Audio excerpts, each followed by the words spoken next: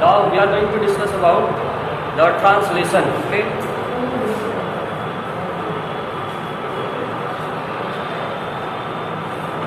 And translation is also known as protein synthesis. Means the translation is the process that performed to follow the protein synthesis. Okay.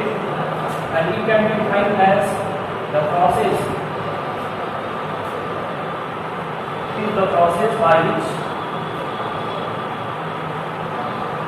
the synthesis of protein takes place. Okay. By which the protein synthesis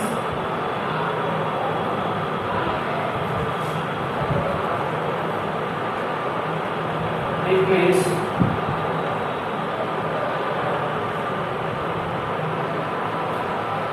from the information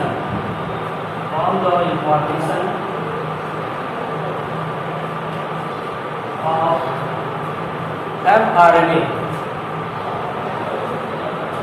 Okay. So after the formation of mRNA by the process of transcription, it is the process of protein synthesis that takes place from the information which are present over the mRNA. mRNA के ऊपर जो information present होता है codes के रूप में, genetic code के रूप में, जो genetic code particular amino acid को कोड करता है, तो वो सीक्वेंस ऑफ जेनेटिक कोड जो है रिफ्लेक्ट करता है सीक्वेंस ऑफ अमीनो एसिड को, and the sequence of amino acid added by the help of a bond which is known as peptide bond to form the chain of protein. तो ये जो है chain of protein बनाते हैं और इसका information जो है कहाँ पे होता है mRNA के ऊपर in the form of codon, genetic code. तो इसी प्रोसेस को हम बोलते हैं overall translation. Okay. So after replication and transcription, this is the process of translation which involve protein synthesis, and this process of translation take place in various stages. So let us discuss these stages one by one, and the first stage involve stages of translation.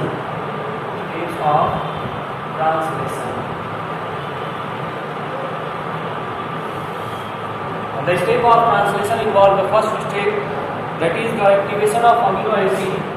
The first stage involves the activation of amino acid. To perform the protein synthesis, as in the case of replication, the first process or first stage involves the activation of nucleotide.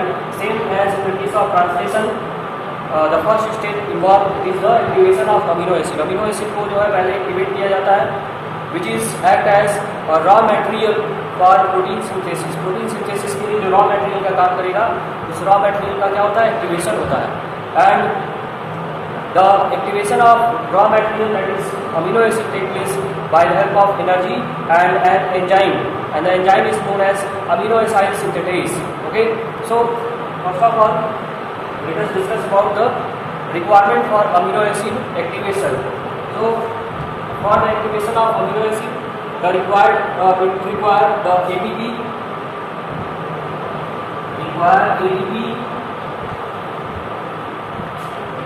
इसके लिए जो है ATP की जरूरत होती है, उसके साथ साथ एक एंजाइम जो है वो भी रिक्वायर्ड होता है, and that enzyme is known as amino acid synthetase. Enzyme amino acid synthetase.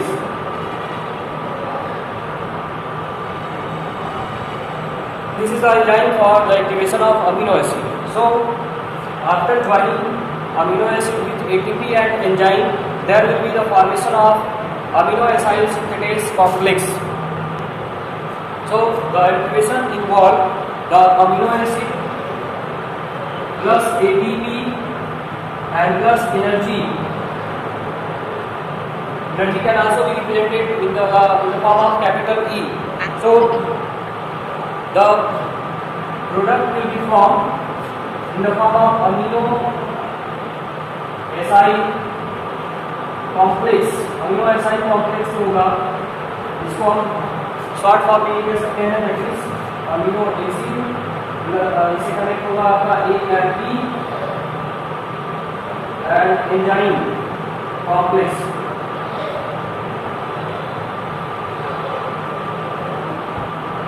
Okay, it can be called as amino acid complex or amino acid AMP energy complex. Okay, because in this complex the involvement of amino acid ATP and energy take place. तो ये तीनों का जो है involvement हो रहा है, इसलिए इस कॉम्प्लेक्स को हम amino acid AMP energy complex भी बोल सकते हैं, या सिंपली बोला जाता है अमीनो एसाइल कॉम्प्लेक्स। मतलब जितने भी अमीनो एसिड जो है वो एक्टिवेट होंगे, इन्वॉल्व होंगे प्रोटीन सिंथेसिस में, उनके एक्टिवेशन के बाद यही प्रोडक्ट बनेगा amino acyl complex. And this activated amino acid is now ready to add with tRNA। अब जो है ये एक्टिवेटेड अमीनो एसिड क्या होगा, अब tRNA से ऐड होगा। Inactive form of amino acid tRNA से ऐड नहीं होता है। मीन्स tRNA से ऐड होने के लिए tRNA क्या करेगा, अमीनो एसिड को ट्रांसफर करेगा टू द राइबोसोम के पास फॉर द प्रोटीन सिंथेसिस। तो tRNA किस फॉर्म में ले जाता है, एक्टिव फॉर्म में ले जाता है, और एक्टिव फॉर्म होता है अमीनो एसाइल कॉम्प्लेक्स और amino acid AMP energy complex, इसी को हम बोल सकते हैं। तो जनरली ये जो है ये इसी फॉर्म में एक्टिवेटेड अमीनो एसिड होते हैं, ये जो है एक्टिवेटेड अमीनो एसिड, और सिंपल जो है इनएक्टिव अमीनो एसिड। बट एक ऐसा अमीनो एसिड है जो कि एक्सेप्शन के फॉर्म में होता है, और एक्सेप्शन जो है किसके लिए है, it is for methionine. And for methionine, the concept of the activated amino acid is different, and it is the F-mate. The activated amino acid of amino acid methionine is known as F-mate. Okay. Other जितने भी amino acid होंगे उनके activated form को amino acyl complex बोलेंगे, but methionine के case में क्या होगा, मेथियोनिन जो होगा उसको हम F-mate बोलेंगे।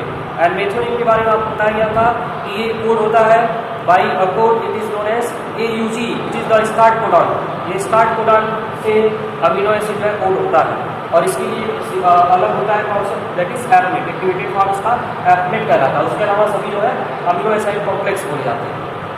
सो in this way the activation of amino acid take place, and now this activated amino acid will be added to tRNA। tRNA से जो है ये ऐड होंगे। So the next step involve the transfer of amino acid to the second step involve the transfer of activated amino acid to tRNA। अब ये tRNA से जो है ऐड होगा, या tRNA के पास ट्रांसफर होगा कौन सा चीज, active amino acid. Okay, so how the transfer of activated amino acid take place to the tRNA। यहाँ पे आप देखेंगे क्या, ये tRNA का जो स्ट्रक्चर हम लोग बनाए थे, इस स्टेप को हम आगे ऊपर की तरफ बताते हैं। हाँ बोलिए।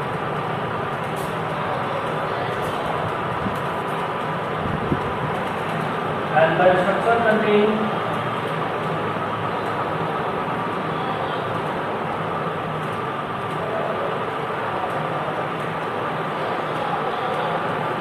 Five prime, 3 prime. ओके, और 3 प्राइम एंड में ही क्या होता है, OH ग्रुप प्रेजेंट होता है।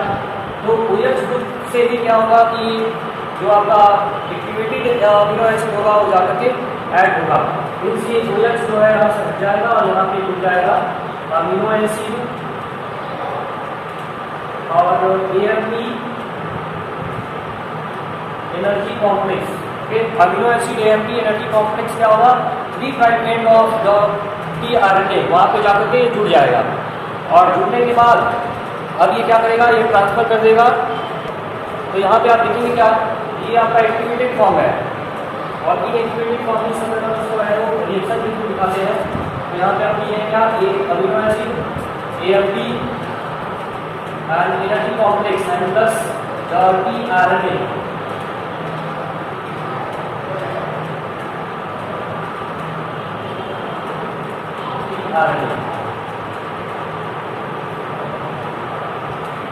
तो tRNA से जो है ये आपका tRNA से ऐड होगा और एक्टिवेटेड अमीनो एसिड, ये एक्टिवेटेड अमीनो एसिड, और ये एक्टिवेटेड अमीनो एसिड जब tRNA से जुड़ जाएगा तो ये जो प्रोडक्ट बनेगा that is known as activated tRNA। Okay, तो tRNA अब जो है एक्टिवेट हो जाएगा क्योंकि एक्टिवेटेड अमीनो एसिड से जुड़ गया, जो प्रोडक्ट आपका जो है एक्टिवेटेड tRNA हो जाएगा। इसके बाद जो स्टेप आएगा उसमें क्या होगा, राइबोसोम्स के पार्टिकल जो है कनेक्ट होंगे। तो देखिए एक्टिवेटेड टीआरएनए को हम एक कॉम्प्लेक्स के भी नाम से जान सकते हैं। इससे होगा क्या, AMP। और एक चीज यहाँ पे देखिए गड़बड़ किया गया है, ये केवल अमीनो एसिड यहाँ पे जुड़ेगा, यहाँ पे जो है AMP और प्लस एंजाइम प्लस AMP, ये दोनों क्या होंगे, ये दोनों रिलीज हो जाएंगे और अमीनो एसिड जाकर के थर्ड कार्बन से ऐड हो जाएगा। और ये जो है ये कहलाएगा अमीनो एसिड टीआरएनए कॉम्प्लेक्स। फिर पहले स्टेप में कौन सा कॉम्प्लेक्स बना, in first step the amino acid AMP plus enzyme complex बना। ओके, और यहाँ पे जो कॉम्प्लेक्स बना अमीनो एसिड टीआरएनए कॉम्प्लेक्स बना। तो अब ये अमीनो एसिड टीआरएनए कॉम्प्लेक्स कहाँ पर लेकर जाएगा, over the ribosomes particle where mRNA present with the genetic code for the sequence of amino acid. तो वहाँ पे पहुँचने से पहले हम बात करेंगे कि mRNA जो है कैसे राइबोसोम्स पे जाकर के जुड़ता है और राइबोसोम्स का अरेंजमेंट वहाँ पे किस तरह का होता है। उसके बाद हम टीआरएनए को वहाँ पे ट्रांसफर कराएंगे। तो before transferring the tRNA with activated amino acid हम बात करने जा रहे हैं कि राइबोसोम्स का अरेंजमेंट क्या होगा और उसमें mRNA कैसे ऐड होंगे। तो नेक्स्ट स्टेप की बात करने जा रहे हैं, द असेंबलिंग ऑफ राइबोसोम्स। तो स्टेप हम अभी बताने जा रहे हैं। उससे पहले आपको एक चीज़ जानकारी दे देना चाहते हैं कि the sub unit of ribosomes, जैसे आप जो है पढ़े होंगे राइबोसोम्स के बारे में प्रीवियस क्लास में कि राइबोसोम्स जो है उसके दो सब यूनिट होते हैं, कि प्रोकैरियोट्स में अलग और यूकैरियोट्स में अलग। तो लार्जर सब यूनिट होता है और स्मॉलर सब यूनिट होता है। तो ये जो लार्जर और स्मॉलर सब यूनिट होते हैं they are remain separate. Okay, during normal situation they remain separate, they come close together only when the process of protein synthesis need to start. जब ये प्रोटीन सिंथेसिस स्टार्ट होना रहता है उसी समय ये प्रोटीन के सब यूनिट जो है जुड़ते हैं। और ये प्रोटीन के सब यूनिट जुड़ते हैं with the help of magnesium ion. Magnesium ion के प्रेजेंस में ही जो है ये प्रोटीन के सब यूनिट जुड़ते हैं। And that process is known as assembling of ribosomes particle. Ribosomes का जो है ये असेंबलिंग यही कहलाता है। तो देखिए स्मॉलर सब यूनिट और लार्जर सब यूनिट की बात करते हैं। तो ये आपका स्मॉलर सब यूनिट है और लार्जर सब यूनिट इसके नीचे हम दिखा रहे हैं, स्मॉलर सब यूनिट और ये आपका लार्जर सब unit.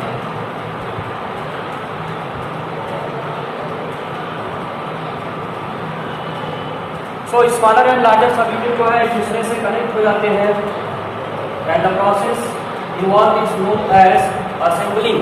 It is known as assembling. इसी को हम बोलते हैं assembling of ribosome.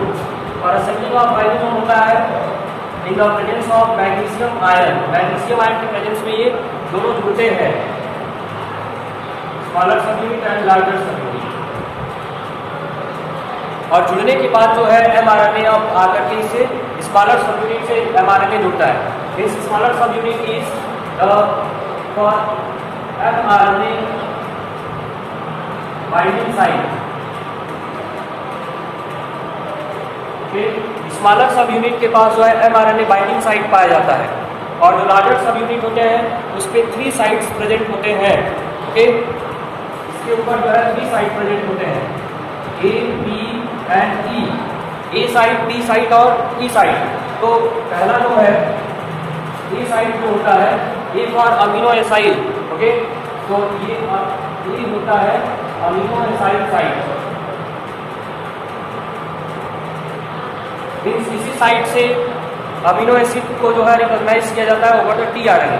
Means A site पे जो कोड्स प्रेजेंट होंगे ओवर द mRNA, वहाँ उस कोड के अकॉर्डिंग जो है टीआरएनए के पास जो एक्टिवेटेड अमीनो एसिड होगा वो आकर के जुड़ेगा। और जुड़ने के बाद जुड़ेगा किससे हेल्प से, तो पी साइट पे जुड़ेगा। पी साइट पे इनका कनेक्शन होगा and P site for peptidyl site. Peptidyl site is responsible for the formation of peptide bond. यहाँ पे आकर के पेप्टाइड बॉन्ड जुड़ता है। And the third is E site. तो ई साइट जो होता है it is the edged site. Means जब ये कोडॉन है ना, ये का कोड इस साइड पे जाके पहुंचता है तो वहाँ से ये जो अमीनो एसिड है अब राइबोसोम से एग्जिट हो जाता है, जो राइबोसोम की असेंबलिंग है। तो इस तरह से ये आपकी असेंबलिंग ऑफ राइबोसोम होता है, और राइबोसोम्स में कौन कौन से साइट्स प्रेजेंट हैं उसके बारे में आपको बताया गया। अब आगे बढ़ते हैं अगला step. Okay, so next step involve the attachment of mRNA। Fourth step is the fourth step, that is the attachment of mRNA। तो इसके बारे में अभी बताया गया कि mRNA जो है कहाँ से अटैच होता है। सो mRNA attach the smaller subunit of the ribosome, ribosome की स्मॉलर सबयूनिट से आकर के जुड़ जाता है mRNA। ये स्मॉलर सबयूनिट है, इसी स्मॉलर सबयूनिट से mRNA होगा, बिकम्स वाइट, जो है mRNA आपके आकर जुड़ गया। तो इस तरह से जो है इसमें कंप्लीट हो जाता है अटैचमेंट ऑफ mRNA। जब असेंबलिंग होती है तो असेंबलिंग के जस्ट बाद, असेंबलिंग होते ही जो है सारे एक्टिव साइट ओपन हो जाते हैं। एक्टिव साइट या जो साइट प्रेजेंट होते हैं, मतलब mRNA का साइट जो है ओपन हो जाएगा, तो वहाँ पे जो भी mRNA प्रोटीन सिंथेसिस के लिए तैयार है वो जाकर यहाँ पे जुड़ जाएगा। और जो ये यहाँ पे जो एक्टिव साइट है, एक्टिव साइट कौन से E, P and A, ये तीनों साइट जो है एक्टिव हो जाएगी, मतलब ये साइट ओपन हो जाएगी। अब ये प्रोसेस जो है चलेगा, तो प्रोसेस ऑफ प्रोटीन सिंथेसिस जो होता है तो उसका मेन स्टेप क्या होता है, that is the polymerization. Okay, तो अब हम ये पॉलीमराइजेशन स्टेप को पढ़ेंगे। So the next step involve the polypeptide synthesis और polymerization step.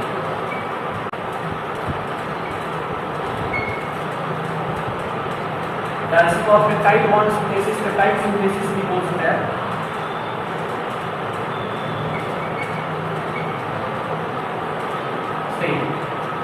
Peptide synthesis step, तो पेप्टाइड सिंथेसिस स्टेप या पॉलीमराइजेशन स्टेप में क्या होगा कि अब ये प्रोसेस जो है स्टार्ट होगा। तो प्रोसेस स्टार्ट होने से पहले आपको एक चीज़ बता दें कि जो अरेंजमेंट होता है mRNA और राइबोसोम्स का अटैचमेंट किस तरह से होता है। जैसे ये जो है ये चौक हम जो दिखा रहे हैं, सपोज ये आपका mRNA है, तो ये mRNA के ऊपर जो है राइबोसोम्स जो है mRNA के ऊपर क्या है, एक ऐसे रिंग लाइक स्ट्रक्चर, जैसे कोई रिंग अगर इसमें डाल दिया जाए तो रिंग एक जगह पड़ा रहेगा और रिंग जो है चारों तरफ से इसको क्या किया है, कवर किया हुआ है। तो इस तरह से अरेंजमेंट हो जाता है इनका। मीन्स ये जो स्मॉलर सबयूनिट है ये mRNA के चेन के चारों तरफ जो है वो रिंग लाइक स्ट्रक्चर में अटैच हो जाता है। अब जब ये पॉलीमराइजेशन होगा देन पॉलीमराइजेशन स्टेप में आपका होगा क्या कि जैसे जैसे अमीनो एसिड जुड़ते चले जाएंगे, ये जो आपका mRNA है ये यही केवल मूव करता है, mRNA जो है आगे की तरफ ऐसे मूव करता जाएगा और कोड्स जो है कोड जो होंगे वह A साइड और B साइड और E साइड पे कोड जो है बदलते जाएंगे। तो जैसे जैसे कोड वहाँ पे आएंगे इन तीनों साइड पे वैसे वैसे जो प्रोसेस होगा या वैसे वैसे अमीनो एसिड का अटैचमेंट होता चला जाएगा, अमीनो एसिड जुड़ते चले जाएंगे with activated form, means with tRNA से के साथ। तो देखिए यहाँ पे हम स्टेप वाइज स्टेप आपको दिखाएंगे कि कैसे जो है पहला अमीनो एसिड होता है, second amino acid, third amino acid और कैसे बॉन्ड बनते हैं। तो स्टार्ट करते हैं पहले अमीनो एसिड से लेकर के। सपोज यहाँ पे जो है ये कोड आपका जुड़ा हुआ है, आपका स्मॉलर सबयूनिट है और यहाँ पे है लार्जर। सो स्मॉलर सबयूनिट जो होगा, स्मॉलर सबयूनिट से क्या जुड़ा हुआ है, mRNA। तो ये आपका mRNA हो गया और इसमें पहला जो कोड होगा mRNA के ऊपर जिसको हम स्टार्ट कोड बोलते हैं, दैट इज AUG। ओके, उसके आगे आप कोई भी कोड ले सकते हैं अमीनो एसिड के लिए। हम यहाँ पे एग्जाम्पल के फॉर्म में पढ़ रहे हैं, कोई पर्टिकुलर प्रोटीन सिंथेसिस नहीं पढ़ रहे हैं। यहाँ अगला मान लो U हो गया। ओके, उसके आगे हम पढ़ते हैं तो दूसरा ले सकते हैं, जैसे आगे में CAU ले लिए। तो इस तरह से आप कोड जो है लिखते चले जाएंगे। ये कोड प्रेजेंट हो गया और mRNA। तो अब mRNA में देखिए पहला जो होगा, पहला code the first code that is AUG will present at P site. Okay, ये P साइट पर ही प्रेजेंट होगा, P साइट। ये साइट पे जो है पहला AUG not present on A side, A side पे प्रेजेंट कभी नहीं रहता, जब ये प्रेजेंट रहेगा बी साइड पे भी प्रेजेंट रहेगा। यहाँ पे ए साइड हो गया, तो ए साइड पे जो प्रेजेंट होगा वो ए के अलावा दूसरा सभी ए साइड पे रहेगा, और यहाँ पे हो गया ए साइड। अब पहला जो है अमीनो एसिड क्या होता है, एफमेट होता है, एक्टिवेटेड अमीनो एसिड एफमेट, और एफमेट जो है टीआरएनए से जुड़ेगा, तो टीआरएनए जो आएगा वो टीआरएनए आपका बी साइड पे ही आएगा।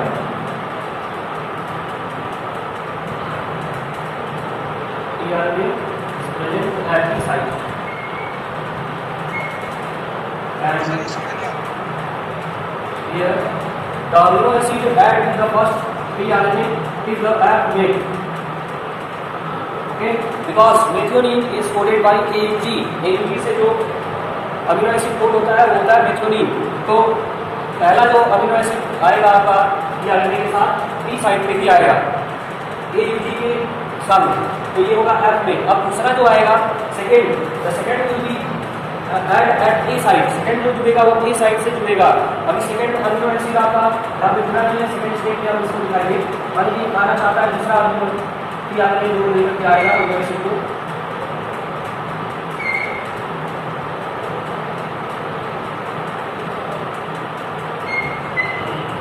मतलब ये जो है सेकेंड अमीनो एसिड जुड़ा है, अमीनो एसिड सेकेंड।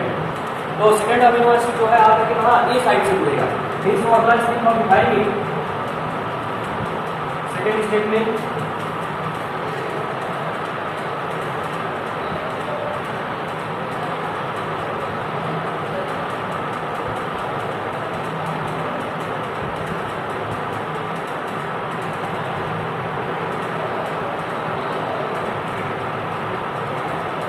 ये बी साइड के पहले से जो है आपका प्रेजेंट है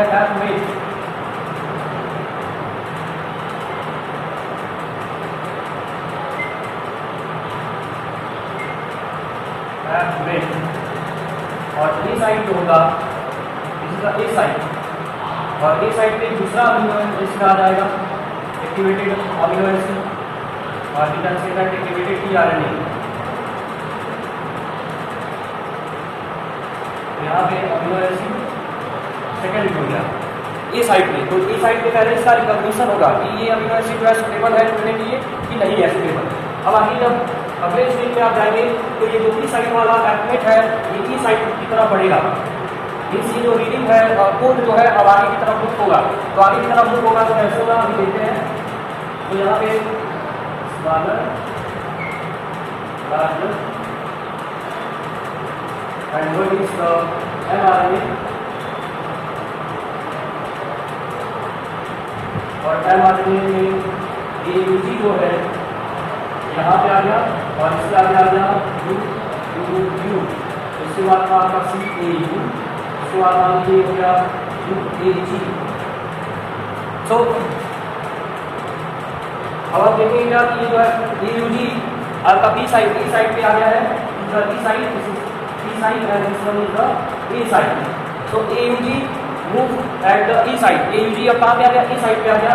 इन सब जो भी RNA आपका पहले से था एफमेट वाला RNA becomes rich at negative side, ये negative side पे पहुँच गया है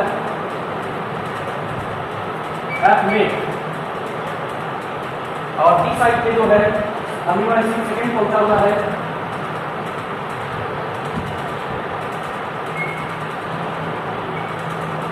और सेकेंड अमीनो एसिड जो होगा amino acid second, and when amino acid second reach at P side, तो पी साइड के पास जो है ये पी साइड होता है, ये कैटालिटिक साइड भी होता है, मीन्स इसके पास राइबोसोमल एंजाइम्स पाए जाते हैं जो कैटालाइज करते हैं और पेप्टाइड बॉन्ड फॉर्मेशन को कैटालाइज करने की एबिलिटी इसके पास पाई जाती है with help of an enzyme which is known as ribozyme. इस एंजाइम को हम बोलते हैं राइबोजाइम। तो राइबोजाइम की हेल्प से जो है यहाँ पे पेप्टाइड बॉन्ड बनता है, पेप्टाइड बॉन्ड किसके बीच में बनेगा, एफमेट एंड अमीनो एसिड सेकेंड के बीच में बनेगा। उसके साथ जो है इस साइड पे आपका तीसरा वाला amino acid activated amino acid आपके जुड़ गया है, third amino acid third CAU के अकॉर्डिंग जो है ए साइड पे आकर के जुड़ जाएगा। इस साइड जो है रीडिंग साइड, जहाँ पे अब रीडिंग हो रहा है इसका, अगर ये सुटेबल है, सुटेबल मीन्स एंटीकोड और इसका कोड मैच कर रहा है, तब इसको जो है आगे की साइड पे भेजेगा, और अगर ये मैच नहीं कर रहा है तो इसको रिजेक्ट करके दूसरा अमीनो एसिड ये यहाँ पे ले लेगा, जो इसके कोड के अकॉर्डिंग हो, इस कोड के अकॉर्डिंग अमीनो एसिड होगा उसी को ये लेगा। अब पहला बॉन्ड क्रिएट हो गया पेप्टाइड बॉन्ड। अब पेप्टाइड बॉन्ड करने के बाद ये वाला इस साइड पे आ गया है, तो इस साइड क्या करेगा, इसको जो है एग्जिट कर देगा, मीन्स से प्रोटीन सिंथेसिस से और इसको बाहर आएगा। तो अगले स्टेज में हम क्या देखेंगे, नेक्स्ट स्टेज यही दिखाना है। तो नेक्स्ट स्टेज में अगेन स्मॉलर समूह, लार्जर समूह और एमआरएनए। और एमआरएनए में क्या देखेंगे कि एमआरएनए और आगे बाहर से तरफ निकलेगा एमआरएनए, और एयूजी जो होगा वो आपका यहाँ क्या आएगा, एयूजी। उसके बाद अगला वाला जो है वो पी साइड पे आ जाएगा, यू, और तीसरा जो है पी साइड पे आ जाएगा, दैट इज एयू, और उसके बाद ये है यूएजी है। तो और इसके ऊपर आपका ये है बी साइड, बी साइड, सी साइड है, ए साइड। तो अब ए साइड पे हम देखेंगे क्या, ये जो आपका एसिड है एक्टिव वाला अमीनो एसिड कहाँ आ गया, बाहर आ गया।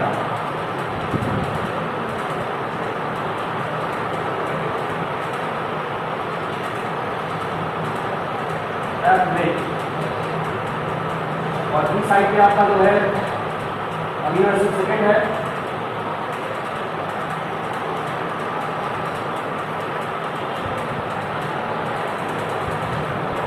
तीसरे पेप्टाइड बॉन्ड बन चुका है। और तीसरे पे आपका जो है अपनी साइड पे तीसरा वाला अमीनो एसिड आपको मिल गया है, और अमीनो एसिड। और जब जो ही एपी साइड पे आएगा तो सेकंड बॉन्ड जो है पेप्टाइड बॉन्ड क्रिएट हो जाएगा। तो इस तरह से 3 अमीनो एसिड जो है आपस में जुड़ जाएंगे। और ए साइड पे आप जो है देखिए, ए साइड पे हम क्या कौन सा कोड दिखा रहा है, एक्सप्लेन कर रहा है, यूएजी, and यूएजी is the stop codon. Okay, यूएजी क्या होता है, यह एक स्टॉप कोडॉन होता है, और स्टॉप कोडॉन जो है it does not code for any amino acid, ये जो है किसी भी अमीनो एसिड को कोड नहीं करता है यूएजी। इसलिए अब क्या होगा कि अब यहाँ पे प्रोटीन सिंथेसिस नहीं होगा, इस साइड पे कोई अमीनो एसिड नहीं जुड़ेगा। और लास्ट जो है उसका क्या, ये जो है टीआरएनए अलग हो जाएगा और अमीनो एसिड अलग हो जाएंगे। तो यहाँ पे आप देखेंगे क्या कि लास्ट में आपको एथनिन plus amino acid second and amino acid third, ये आपस में जुड़ जाएंगे और टीआरएनए अलग हो जाएगा, टीआरएनए सेपरेट हो जाएगा इससे।